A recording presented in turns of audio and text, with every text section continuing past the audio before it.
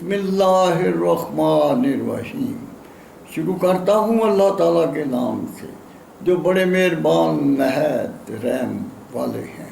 مذہب کش مغربی جمہوریت کا نظام حکومت اور اس کا نظام الیکشن، قرآن حکیم اور 1973 کے آئین، نظریات، تعلیمات، اخلاقیات کا کینسر ہے۔ لیکچر نمبر 29 پیش خدمت ہے۔ اس میں کوئی شک نہیں، لاکھوں فرزندان اسلام نے پاکستان لا الہ الا اللہ محمد رسول اللہ کے نام پر حاصل کیا۔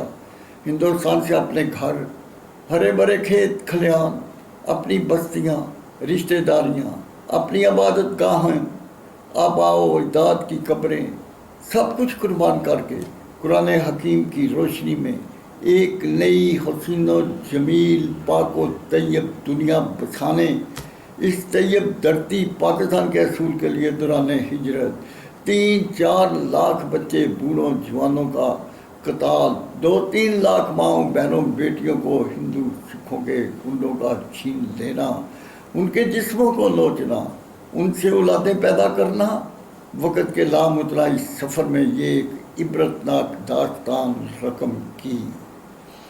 3-4 لاکھ بچوں، بوڑھوں، جوانوں کی شہادتوں کا خون پاکستان کی بنیادوں میں دفن ہے۔ 2-3 لاکھ ماؤں بہنوں بیٹیوں کی اسدوں کے لٹنے کے زخم، ان کی عمر بھر کی بیچارگی، بے بسی کی اذیتوں کی سسک زیر زمین اور فضاؤں میں سراپا سوال بنی کھڑی ہیں۔ کیا پاکستان سے صرف انگریز کو نکالنے، اس کے کفر کے مغربی جمہوریت کے نظام حکومت، اس کے کفر کے قوانین کو جاری رکھنے کے لیے پاکستان بنایا تھا؟ کیا پاکستان انگریز اس کے انگریزی زبان کے تعلیمی اداروں سے جاگیردار فوجی ٹولہ کے حکومتی اسکالر تیار کرنے، ان کا 23 کروڑ کسانوں مزدور کے وسائل خزائن کو چھیننے کے لیے پاکستان بنایا تھا؟ کیا پاکستان انگریز کے پروردہ جاگیردار فوجی حکومتی ٹولہ کی حکمرانی جاری رکھنے کے لیے بنایا تھا؟ کیا پاکستان انگریز کے وائسرائے ہند کی بجائے فوجی چیف کمانڈر ایوب خان کا فوجی گن پوائنٹ پر وائسرائے بننے کے لیے پاکستان بنایا تھا؟ کیا پاکستان کے وزیر اعظم لیاقت علی خان کو ایک سازش کے تحت 1951 کو قتل کرنے، خواجہ ناظم الدین گورنر جنرل کو وزیر اعظم لگانے، افسر شاہی کے سرکاری ملازم غلام محمد کو گورنر جنرل پاکستان لگانے، اس کا وزیر اعظم خواجہ ناظم الدین کی حکومت کو ختم کرنے، سندھ ہائی کورٹ کے فل بینچ کا ان کی حکومت کو بحال کرنا، غلام محمد کا سپریم کورٹ میں اپیل دائر کرنا، غلام محمد، ایوب خان، سکندر مرزا کا مل کر جسٹس منیر سے غلام محمد کو فوجی گن پوائنٹ پر بحال کروانا، غلام محمد سے استعفیٰ لینا، ملک بدر کرنا، اسی وقت فوجی کمانڈر سکندر مرزا کو 1954 کو گورنر جنرل پاکستان بنانا، پاکستان کو جیل، عوام کو قیدی بنانا، چیف جسٹس منیر سے ہر جرم کو قانون بنانا،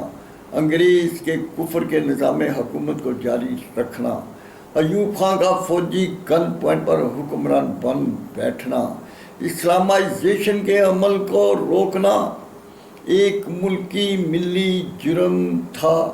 افسر شاہی کے غلام محمد کو 1951 تا 1954 تک، فوج شاہی کے سکندر مرزا کو 1954 تا 1958 تک پاکستان کا گورنر جنرل لگانا، مغربی جمہوریت کو فوجی جمہوریت میں بدلنا، سکندر مرزا نے 4 وزیر اعظم سہروردی محمد علی بوگرا، چودھری محمد علی آئی چندریکار کو جھوٹے الزامات لگا کر حکومت سے 1954 تا 1958 تک فارغ، سیاست سے بلیک لسٹ کرنا، 1958 کو ایوب خان کا مارشل لا لگانا، آج خود فوجی ڈکٹیٹر اور صدر پاکستان بن بیٹھنا، فوجی کمانڈر سکندر مرزا اور فیروز خان نون کی حکومت کو ختم کرنا، سکندر مرزا سے تشدد کے ذریعے استعفیٰ لینا، اور ملک بدر کرنا فوجی ڈکٹیٹر ایوب خان نے انگریز کے پروردہ ملکی غدار جگیردار ٹولہ، پنجاب سے نواب کالا باغ، سرحد سے باچا خان فیملی،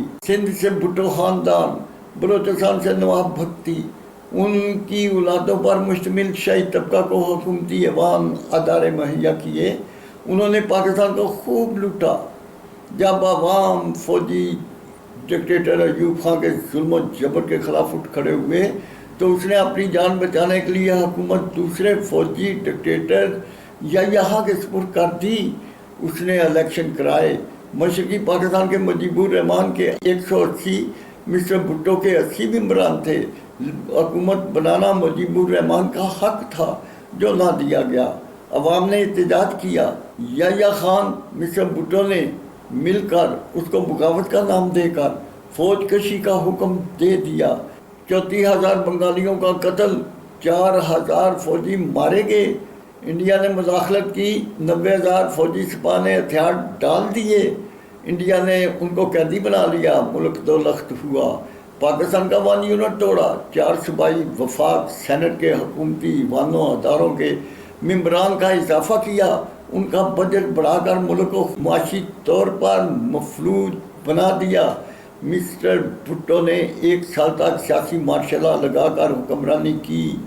جیالوں نے اتمجا دی۔ روٹی کپڑا چھت دینے کا جھوٹا وعدہ اور جھوٹا نعرہ لگایا۔ ضرورت مند جیالوں کا ہجوم اکٹھا کیا۔ تمام سیاسی جماعتوں کو اس جھوٹے وعدے اور نعرے سے شکست فاش دی۔ سلسلہ مجرمہ آج تک جاری ہے۔ لالچیوں کا گاؤں ٹھگوں نے لوٹا۔ ملکی حالات کو قابو کرنے کے لیے سیاسی رہنماؤں کے کہنے پر ضیاء الحق نے تیسرا مارشل لا لگا دیا۔ اس نے مسٹر بھٹو کے جیالوں جنہوں نے لا قانونیت کی چتا جلا رکھی تھی ان سے نجات دلائی۔ روس کی جنگ کو جیتا، ایٹم بم تیار کیا، چادر و چار دیواری کو تحفظ، اسلامی تہذیب کو فروغ دیا، امن اور معاشی طاقت مستحکم کی۔ امریکہ نے پاکستانی زمین کو افغانستان کے خلاف استعمال کرنے کے لیے نواز شریف کی حکومت کو فوجی ڈکٹیٹر پرویز مشرف کی گن پوائنٹ پر ختم کیا، مارشل لا لگایا، اپنی سیاسی جماعت مسلم لیگ کاف کو جنم دیا۔ پاکستان کو امریکہ اس کے اتحادی ممالک کی عالمی فوجی چھاؤنی بنایا۔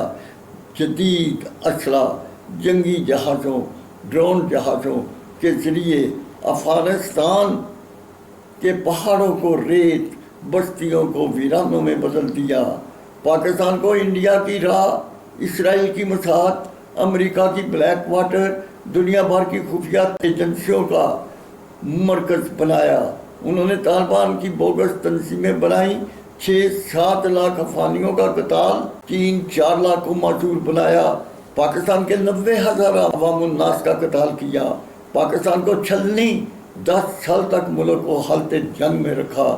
تمام ممالک کے تاجر اپنا سرمایہ نکال کر دوسرے ممالک لے گئے۔ ملک معاشی طور پر مفلوج ہوتا گیا۔ مشرف کے خلاف قصوری اور تمام ملکی جرائم کا کیس چلا، اس کو سزائے موت ہوئی۔ اس کی سیاسی جماعت کے اتحادیوں کو بھی پھانسی کے پھندے پر لٹکنا تھا، جن کو اس کی فوجی باقیات نے نہ لٹکایا۔ ملک میں الیکشن ہوئے۔ امریکہ نواز افواج نے اپنی پسند کا نیا چہرہ عمران خان، جو عالمی بلے باز تھا، جس کی شادی گولڈ سمتھ یہودی نے اپنی بیٹی جمامہ کے ساتھ کی، اس نے شادی کے موقع پر اپنے داماد عمران خان کو پاکستان کے بجٹ کے مطابق سلامی دی۔ دنیا بھر کے یہودیوں نے پاکستان کو ختم کرنے کے لیے اس کو وزیر اعظم بنانے کے لیے ملکی غیر ملکی میڈیا کو استعمال کیا۔ انہوں نے ہر جھوٹ کو یو ٹرن کا نام دے کر حکمرانی کا گر سکھایا۔ امریکہ نواز پرویز مشرف کی سیاسی جماعت مسلم لیگ کاف کے 88 ججوں، 31 کیبنٹ ممبران، شیخ رشید، فواد چودھری، MQM جیسے قرآن حکیم 1973 کے آئین شکن بے شمار غیر آئینی غیر اسلامی قوانین، ان کے NRO، 51% حکومتی ٹولہ شہید طبقہ کی مستورات کو عمران خان نے حکومت کا حصہ بنایا۔ مشرف جیسے مجرم کے غیر آئینی قوانین کو تحفظ دیا، نواز شریف کا میڈیا ٹرائل اور مشرف کا مجرم فوجی سیاسی ٹولہ اور عمران خان نے مل کر پچھلے 70 سال کی حکومت سے کہیں زیادہ IMF سے قرض لیا، ملک لوٹا، معاشی طور پر پاکستان کو مفلوج بنا دیا۔